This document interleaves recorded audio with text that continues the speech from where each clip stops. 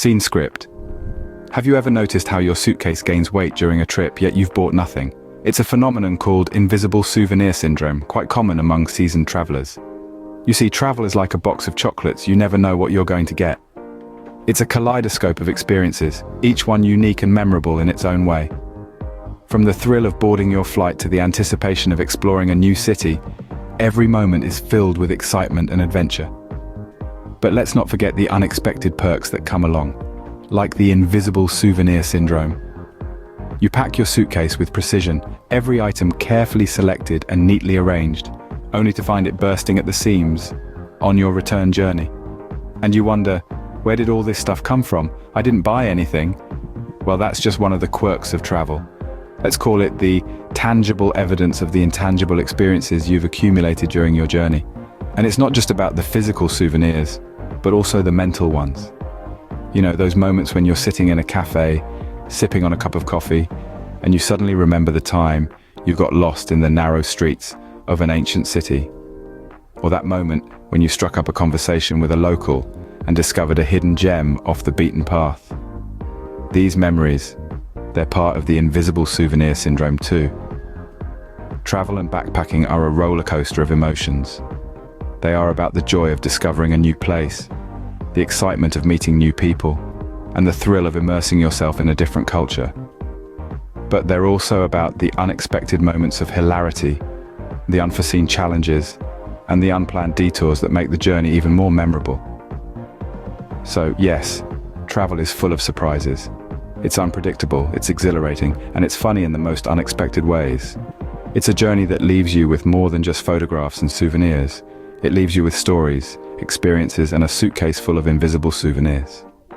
So buckle up, we're about to embark on a journey filled with laughter and a good dose of wanderlust.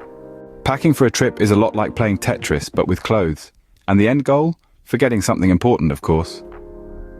Has there ever been a time when you packed with precision, only to realize midway through your journey that you forgot your toothbrush, or worse, your passport? A chorus of empathetic nods, I hear. Let's dive headfirst into the world of forgotten items. First up, we have the classic, the universal, the "how could I possibly forget that?" The toothbrush. A small, inconspicuous object, yet a critical part of our daily routine. However, it seems to have a knack for slipping our minds during the packing frenzy. But fret not, that's what hotel reception desks are for. Then there's the all-important charger. You've packed your phone, your laptop, your camera, but alas, the lifelines to these electronic devices are left behind, sitting smugly in the wall socket at home. The result? An electronic device rendered as useful as a potato. Let's not forget the humble umbrella. You've checked the weather forecast, you know there's a high chance of rain, but what do? You leave the umbrella behind. Why? Because you're an optimist. You believe in the power of positive thinking. And then you end up buying a flimsy, overpriced umbrella from a street vendor, only for the rain to stop 5 minutes later. Now imagine this scenario. You're about to check into your flight, and as you reach for your passport, your heart drops. It's not there. The passport, the holy grail of travel, left behind. A wave of panic washes over you. But don't worry, you're not the first to have done this, and you certainly won't be the last. These are but a few examples of our packing mishaps. They happen to the best of us, adding a sprinkle of chaos and a dash of humor to our journeys. Remember, the rule of thumb for packing is, if you think you might need it, you'll definitely forget it at home. Isn't it fun when you try to ask for directions in a foreign language and you accidentally end up proposing to someone? Yes, the world of language barriers and miscommunications can be a wild and humorous ride, especially while traveling. Take, for example, the time a friend of mine was in Italy, and instead of asking for water, acqua, he asked for a horse, cavallo. The waiter's confused expression was priceless. Or consider the time when a fellow backpacker in Japan tried to compliment a local's house, but instead inadvertently declared it an old turtle. And who can forget the classic story of a tourist in Spain who, in an attempt to order a glass of red wine, vino tinto, ended up requesting a little winter, invierno pequeño. The bartender's chuckles still echo in my ears. These stories, while humorous, also serve as gentle reminders of the importance of learning a few local phrases before setting foot in a new country. It's not just about preventing hilarious mix-ups. It's also about showing respect for the culture and people you're visiting. More often than not, the locals appreciate your efforts to communicate in their language, even if you butcher the pronunciation or mix up a few words. It's the effort that counts. Moreover, these linguistic blunders, these miscommunications, they're part of the journey, part of the adventure.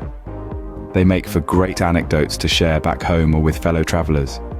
They add color to our experiences, making them richer and more memorable. And let's not forget, sometimes these mishaps could lead to unexpected friendships or even romances.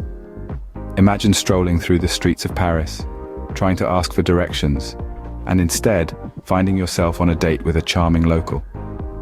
Now, wouldn't that be a story worth telling? So, before your next trip, make sure to brush up on your language skills, unless you're in the market for an unexpected overseas romance. You haven't truly traveled until you've tried a local dish that makes you question all your life choices. Traveling is an adventure, and part of that adventure is diving into the local cuisine. It's like a roller coaster ride, thrilling, terrifying, and sometimes you're left wondering why you decided to get on in the first place. Food. The universal language of love, and occasionally of indigestion. But let's focus on the positives first. There's nothing quite like that first bite of a new dish. The explosion of unfamiliar flavors, the delightful textures, the joy of discovery. It's like being a pioneer, venturing into the uncharted territories of taste. And then there are the dishes that make you question everything you thought you knew about food. I'm talking about those local delicacies that require a leap of faith and a stomach of steel. You know the ones. The fermented shark in Iceland, the century eggs in China, or the casumarzu in Italy, a cheese so ripe it's practically crawling away. These are the foods that make you question your life choices, but they're also the ones you'll remember long after the journey ends. Let's not forget the humorous side of this culinary adventure. Like the time I mistook wasabi for a scoop of avocado in Japan, or when I confidently ordered a dish in Thailand, only to find out that som tam was not a type of dumpling, but a fiery salad that had me reaching for a fire extinguisher. And then there's the joy of sharing these experiences with fellow travelers, exchanging tales of gastronomic bravery and mishaps, discussing who got the most adventurous or who had the most hilarious reaction. It's these shared experiences that make our journeys rich and memorable. So, next time you're abroad, be bold, be brave, take that culinary leap of faith. Yes, you might end up with a story about that time you ate something that was still moving, but hey, that's all part of the adventure. And remember, when it comes to trying local food, the mantra is, when in Rome, hope they don't serve you something that was still moving a minute ago. Getting lost in a new city is like being in a real-life maze, only instead of a prize at the end, you get a panic attack. Now, we've all been there, haven't we? You're strutting down the streets, map in hand, feeling a bit like Indiana Jones with a better sense of fashion. Then you take a wrong turn, and suddenly you're not in Kansas anymore. You're in the middle of a labyrinth of winding streets and confusing signs, with no breadcrumb trail to lead you back. There's something thrilling, almost intoxicating about this feeling. It's like you've stumbled into a secret world, a hidden layer of the city that's not in the guidebooks. The adrenaline rush, the sense of discovery, it's all part of the fun. It's like a treasure hunt. But the treasure isn't gold, it's the unexpected experiences and memories you collect along the way. Take, for instance, the time I ended up lost in a bustling market in Marrakesh.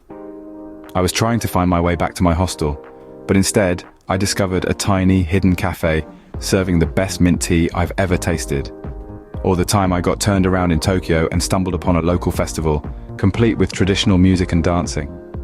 These unexpected detours, these happy accidents, are what make travel truly magical. They're the stories you'll tell when you're back home, the moments you'll remember long after you've left. Of course, getting lost isn't always fun and games. There's the panic, the frustration, the moments when you're convinced you're about to become the star of your very own episode of I Shouldn't Be Alive. But even in these moments, there's a thrill, a sense of adventure that makes it all worth it. So next time you find yourself lost in a new city, remember, it's not an inconvenience, it's an adventure, unless it's night, and you're in a sketchy neighborhood. Then, it's a horror movie.